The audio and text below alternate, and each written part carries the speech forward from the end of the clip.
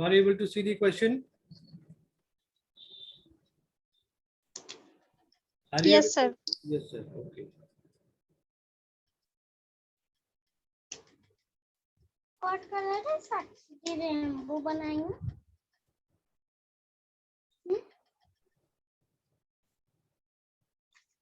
So sampling frequency fs is the sampling frequency. Sampling frequency, so यहाँ पर जब Nyquist rate की बात करते हैं तो ये जो फ्रीक्वेंसी आती है, दिस इज द मिनिमम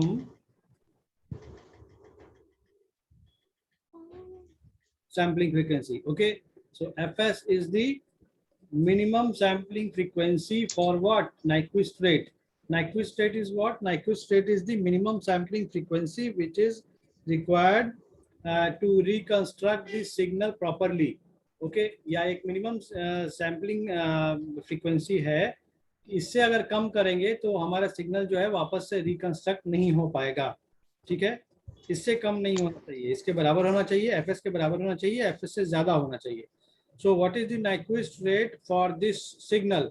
अगर हमारे पास एक सिग्नल है, मैसेज सिग्नल ये xt है, और तब हमें निकालना है क्या कि मैक्सिमम फ्रीक्वेंसी जिस पर कि ये सिग्नल, इस सिग्नल का सैंपल लिया जाए. So what will be the answer? So what is the maximum frequency component present in this signal xt? इस सिग्नल xt में मैक्सिमम फ्रीक्वेंसी कंपोनेंट का वैल्यू क्या है?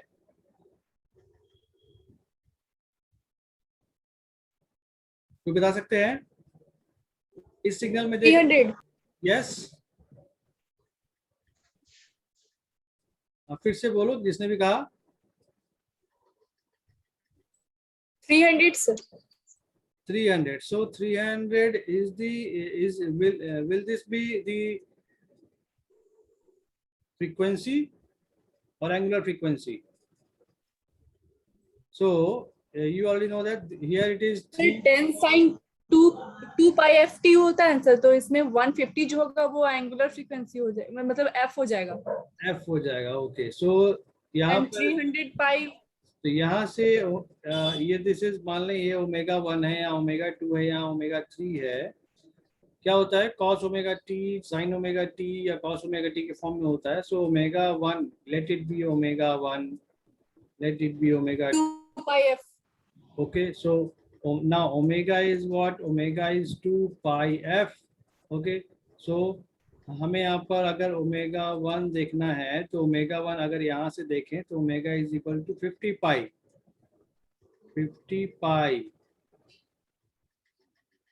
2 pi f. Okay, so 50 pi, so this is representing 2 pi f1. Omega 1 is equal to, so यहाँ से अगर देखें तो हमें क्या मिलेगा? f1 is equal to 50 by 25 से 25 hertz. In the same way यहाँ से अगर हम निकाले ओमेगा 2 तो f2, तो सो 300 पाई 150 टू 2 पाई f2 आएगा. तो f2 इज इक्वल टू क्या हो गया? 300, that is 150 hertz. Okay, so in the same way यहाँ से ओमेगा 3 निकाले तो हमें क्या मिलेगा? 50. सो f3 क्या मिलेगा? 50 हर्ट्ज. तो यहाँ पर जो मैक्सिमम, जो सबसे बड़ा फ्रीक्वेंसी कंपोनेंट है इस सिग्नल में, वो क्या है? एक है 50 हर्ट्ज का, एक है 150 हर्ट्ज का, और एक है 25 हर्ट्ज का. तो अब हम क्या जानते हैं? fs is equal to twice of fm, where fm is what? fm is the maximum frequency component present in message signal. Okay, so fm is the maximum frequency component. Largest frequency component जो होगा वहां से हमें fm मिलेगा. so यहाँ पर largest frequency component जो है वो है 150 hertz. इसका मतलब है कि fm क्या हो गया? fm will be equal to 150 hertz. so fs will be twice of fm, means 300 150, that is 300 hertz. Okay, so this is for this particular case. Okay, let me take one another example.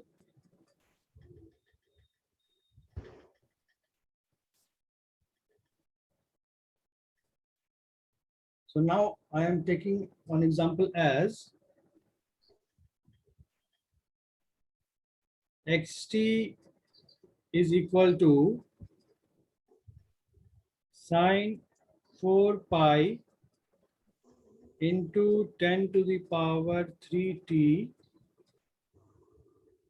into, so here it is,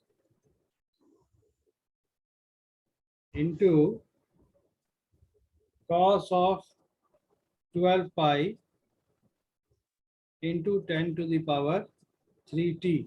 So this is the signal xt. Now tell me the Nyquist rate.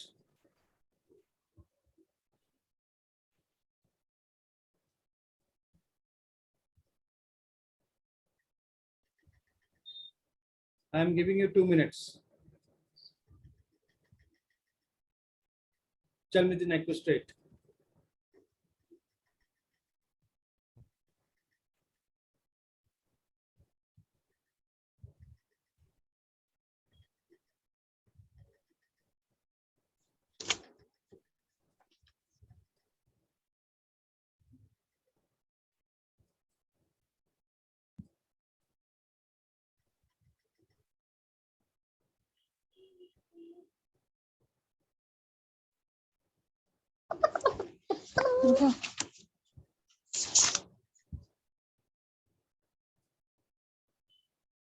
So any answers?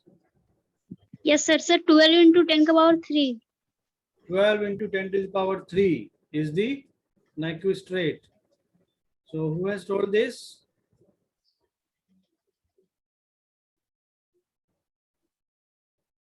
Who has told this? 12 into 10 to the power 3. Nyquist rate means Fs is equal to 12 into 10 to the power 3. Who has told this answer? So जिसने भी कहा वो मुझे बताएंगे ना कि किसने कहा है. साक्षी. Yes, sir. Poonam. Okay Poonam ने. ओके यानी और भी किसी का आंसर कुछ आ रहा है या यही आ रहा है?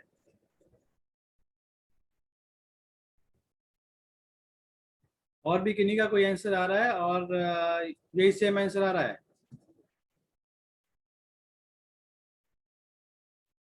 ओके सो आप लोग यहाँ पर अभी क्या देख पा रहे होगे?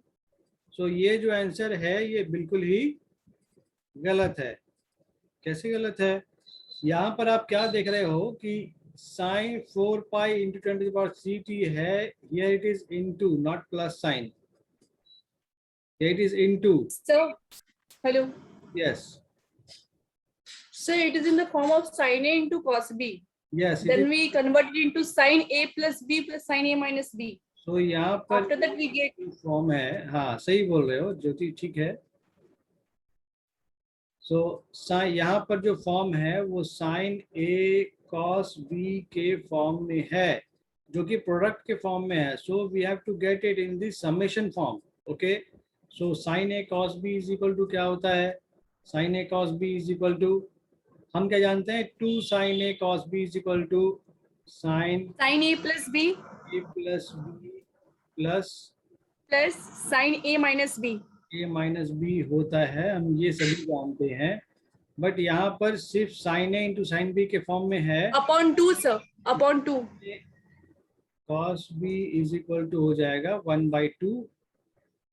ये 1/2 हो जाएगा, यहाँ से 2 हट जाएगा तो ओके. सो यहाँ पर इसे इस फॉर्म में कन्वर्ट करें तो आंसर क्या आएगा? 1/2 तो बाहर होगा ही. Sine A plus B, so A is this much and B is this much. तो क्या आएगा? 16 pi तो यहाँ पर into 10 to the power 3. 12 और 4 16 pi. 16 pi into 10 to the power 3t. Okay plus a minus B जब करेंगे तो क्या होगा? 4 pi minus, Minus 8 pi, sir. Minus 8 pi into 10 to the power 3. तो माइनस 8 पाई. तो sine minus theta is equal to minus sine theta लिख सकते हैं. तो प्लस बटा अगर माइनस कर देंगे Yes. तो बाहर, तो यहाँ क्या हो जाएगा? Sine of 8 pi into 10 to the power 3t.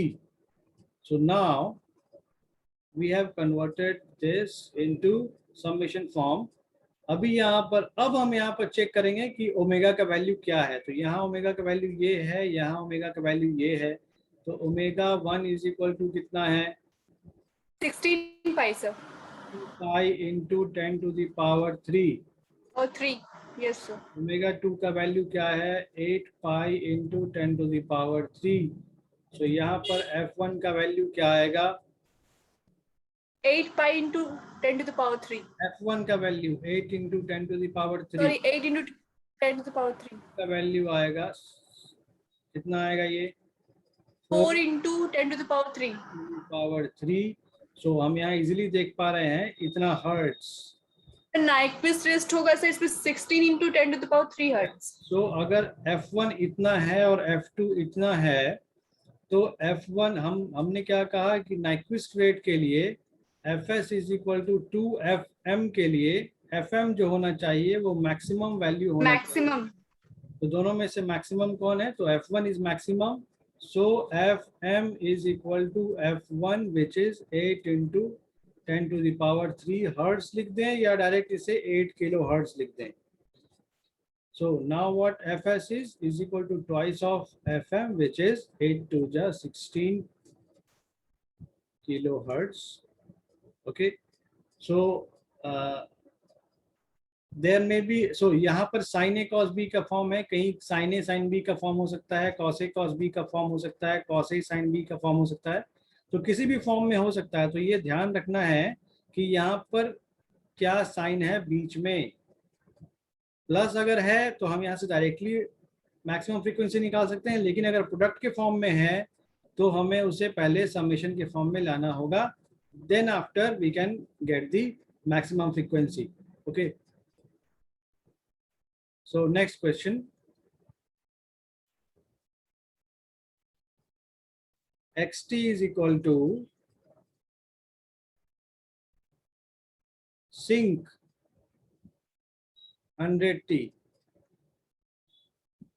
What is the Nyquist rate? Now here is xt is equal to sinc 100t.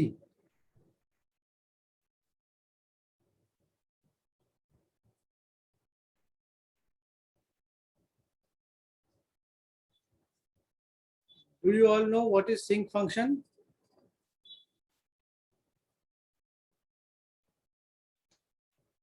I have discussed this function while I was discussing the natural sampling. At that time, there was a sinc function. So I have just discussed, or I have told about this function.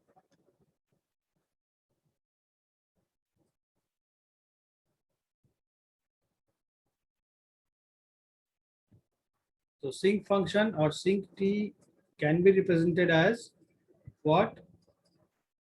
Sin pi t by pi.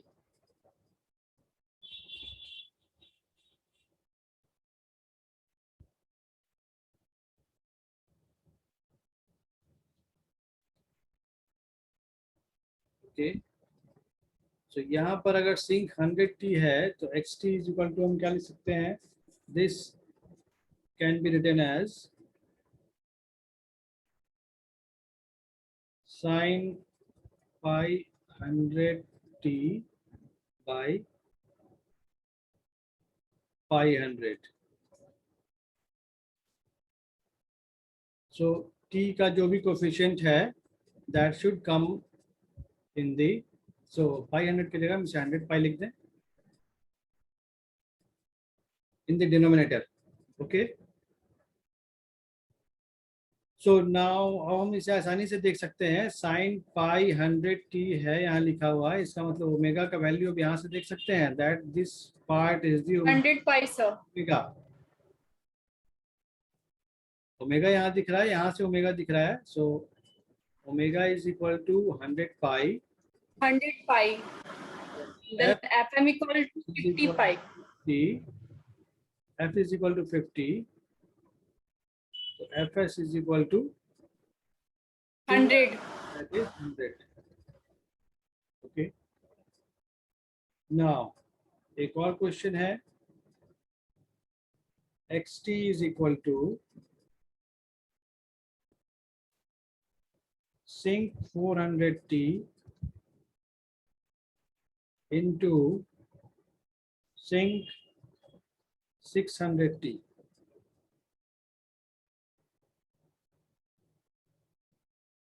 Sync 400t into sync 600t. तो इस type के problem के लिए जब sink हो और product के form में हो तो इस टाइप के So problem here Nyquist rate is equal to 600. नहीं ऐसा इसमें नहीं बोल सकते हैं। तो यहाँ पर नहीं, सिंक के केस में we will have some other form, और इस तरह की प्रॉब्लम को सॉल्व करने के लिए हम इसके फ्रीक्वेंसी स्पेक्ट्रम का इस्तेमाल कर सकते हैं कि जो सिंक फंक्शन है, सिंक फंक्शन सिंक 400t है, तो अगर यहाँ से देखें तो यहाँ पर क्या आएगा, इसका अगर ड्रॉ कर दे इसका फ्रीक्वेंसी स्पेक्ट्रम, तो पहले वाले टर्म के लिए क्या मिलेगा, ये प्रोडक्ट के फॉर्म में है, और इसका जब फ्रीक्वेंसी के टर्म में लिखेंगे then it will be convolved. Okay, so time domain yes, time domain function product में है, तो we can convert it in the trigonometric equation like a cos a minus b minus cos a plus b. So sync के whether sync के case में क्या वो follow हो रहा है? No sir.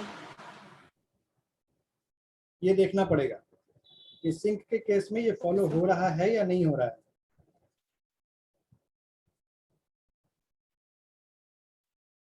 ठीक है, तो यहाँ से सिंपली हम यहाँ से भी निकाल सकते हैं दैट वी हैव, इसके लिए अगर हम फ्रीक्वेंसी कंपोनेंट देखें तो इसके लिए फ्रीक्वेंसी कंपोनेंट जो एफएम का वैल्यू आएगा, इसके लिए क्या आएगा, 200 आएगा. फर्स्ट वाले केस के लिए जो एफएम का वैल्यू है वो क्या आएगा, 200 आएगा. सो 200 to minus 200 it will constitute, and these will constitute as 300. तो यहाँ पर आएगा क्या, we will have a frequency component as minus 300 to plus 300.